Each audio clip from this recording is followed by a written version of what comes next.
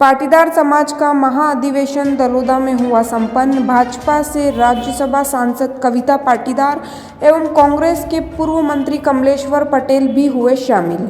मंदसौर के दलोदा में आज पाटीदार समाज का महाअधिवेशन सरदार पटेल कृषि उपज मंडी में संपन्न हुआ। इस अधिवेशन में मंदसौर जिले के अलावा नीमच, रतलाम एवं आसपास के जिलों से लगभग 50,000 लोग इस अधिवेशन में सम्मिलित हुए। अधिवेशन में पाटीदार समाज के लोग ट्रैक्टर रैली के माध्यम से गांव-गांव से दलोदा पहुंचे।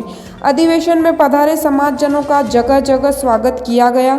इस अवसर पर राज्यसभा सांसद कविता पाटीदार ने मीडिया से चर्चा करते हुए बताया कि पाटीदार समाज किस प्रकार के अधिवेशन लगातार करता आ रहा है। हमने गुजरात में भी इस प्रकार के कई अधिवेशन किए। भाजपा से जिला मंत्री नरेंद्र पाटीदार ने बताया कि यह अधिवेशन समाज को एक सूत्र में जोड़ने का काम करेगा, साथ ही समाज का उत्थान कैसे हो, समाज के लोग शिक्षा के क्षेत्र में किस प्रकार आगे बढ़े, समाज जन कृषि के क्षेत्र में, व्यापार के क्षेत्र में किस प्रकार आगे जाए, कैसे अच्छे व्यापारी बने, इसी को लेकर इस अधिवेशन का आयोजन किया गया था, जो आज सफल रहा।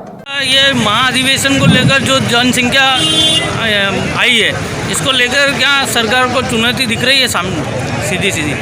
पाटीदार समाज का महाअधिवेशन है और वास्तविक रूप से भी महा है, क्योंकि यहाँ पर आसपास के क्षेत्र के नहीं पूरे मध्य प्रदेश के पाटीदार समाज के लोग एकत्रित हुए हैं अपने हक अधिकारों के लिए या अपने सामाजिक मीटिंग करने के लिए। हम पूरे पाटीदार समाज को करणी सेना परिवार की तरफ से शुभकामनाएं देंगे कि ऐसे ही अधिवेशन आने वाले समय में भी हो और हर जगह अलग अलग जगह पर पाटीदार समाज अपना अधिवेशन करे, ताकि समाज में एकता है और सरकारों को ये पता रहे कि यदि हम किसी के ऊपर अत्याचार या अन्याय करेंगे तो एक समाज खड़ा है जो हमारे खिलाफ आके खड़ा होगा।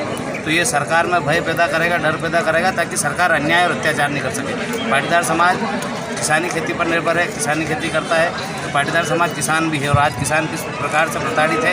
यदि प्रताड़नाएँ बढ़ेगी तो एकता बढ़ेगी और ये प्रताड़ना ही है कि कहीं ना कहीं समाज प्रताड़ित हुआ होगा, तो आज एकता के माध्यम से सरकार को संदेश देगा। बारिश की लंबी खेत से फसलें भी काफ़ी नुकसान में चली जा रही है, तो मुआवजा की भी कोई उम्मीद अभी तक दिखाई नहीं दे रही। हाँ, सरकार मुआवजा देती है पर 1400 रुपये अब 2000 रुपये बीघा का मुआवजा देती है।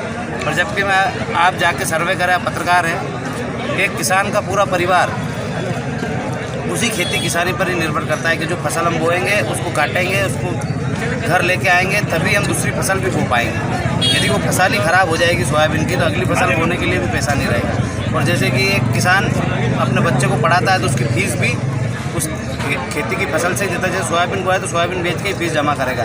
घर में कुछ सामान लाएगा तो सामान भी उस फसल को बेच के ही लाएगा। यदि बच्चा बड़ा हो रहा है तो धीरे धीरे जैसे जैसे बढ़ता जाएगा उसके खर्चे बढ़ेंगे, तो वो सारे खर्च भी उस किसानी खेती पे ही निर्भर करते हैं। बड़ा हो जाएगा, जब उसकी शादी हो जाएगी, शादी करेंगे तो शादी का खर्च भी उसी पर लगेगा। या फिर कोई परिवार में मौत मरण हो जाता है अचानक से, तो भी उसका खर्च भी उस किसान के उस खेती से ही निकालना पड़ता है। तो किसान छोटे छोटे मुनाफे से सेविंग करता है और अपने बच्चों को पढ़ाता है और बड़ा करता है, पर आज दिन तक मुझे दिखा नहीं कि किसान सेविंग करने लायक। उस किसान हमेशा कर्ज में डूब रहा है, कर्ज लेता है और अपने बच्चों को पढ़ाता है, अपना घर का खर्चा चलाता है। और सरकार मुआवजा देती है 1400 रुपये, 1500 रुपये, 2000 रुपये। यदि नुकसान 2 कुंटल बीघे की सोयाबीन का है तो किसान को 2 कुंटल का मूल्य मिलना चाहिए। जैसे कि 4000 भाव है तो 4000 के हिसाब से 8000 रुपये बीघे का मुआवजा मिलना चाहिए। 5000 भाव है तो 10,000 रुपये का मुआवजा मिलना चाहिए। यदि उसके 3 कुंटल का एवरेज बैठता है और 2 कुंटल का नुकसान है, 2.5 कुंटल का या पूरा नुकसान है, तो उसको 15,000 रुपये मतलब बीघा के हिसाब से मिलना चाहिए, ताकि वो उसका भरण पोषण कर सके, उसका घर चला सके।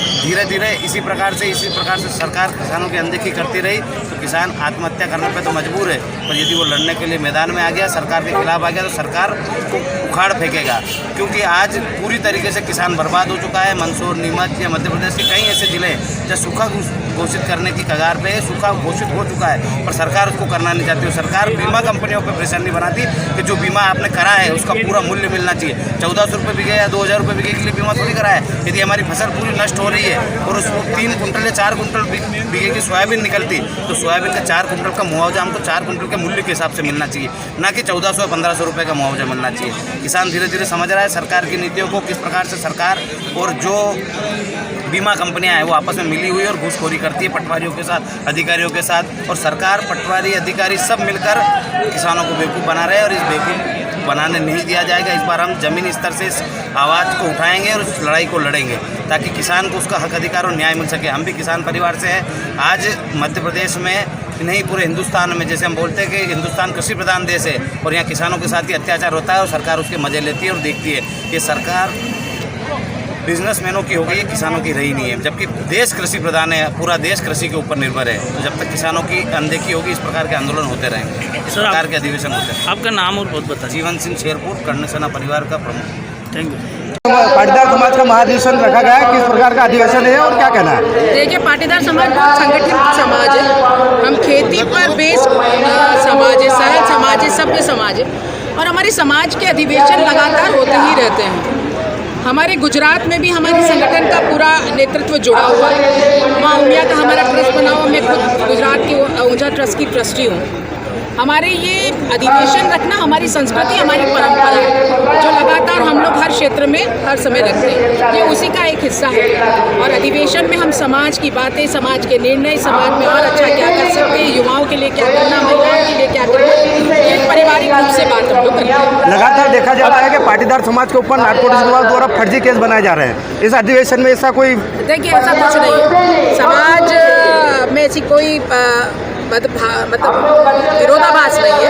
समाज पूरा संगठित है और हम संगठित रूप से समाज को आगे बढ़ाने का काम कर रहे हैं। ये शुद्ध रूप से एक पाटीदार समाज का कार्यक्रम। पाटीदार समाज किसान से जुड़ा हुआ है और अभी वर्षा नहीं हुई है, अभी भी बारिश नहीं हुई। क्या मंदसौर जिला सूखा घोषित होगा?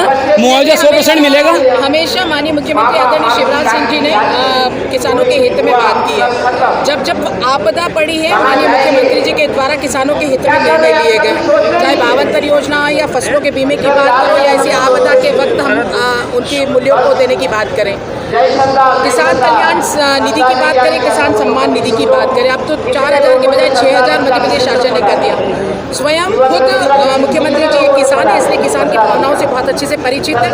इस आपदा के विषय समय भी मुझे पूर्ण विश्वास है कि भारतीय जनता पार्टी की सरकार किस प्रकार का अधिवेशन और क्या कहना है?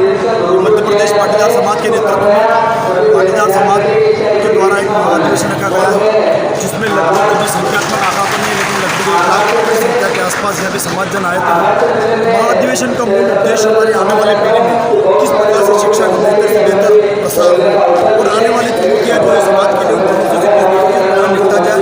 इस आयोजन का मूल उद्देश्य ये है, व्यापार के क्षेत्र में, कृषि के क्षेत्र में या अन्य क्षेत्र में जो हमारे यहाँ पर राजस्थान से जो हमारे समाज बंधु आए हैं, उनको मार्गदर्शन दे रहे हैं और उनका मार्गदर्शन लेकर हम भी हमारे क्षेत्र में पाटीदार समाज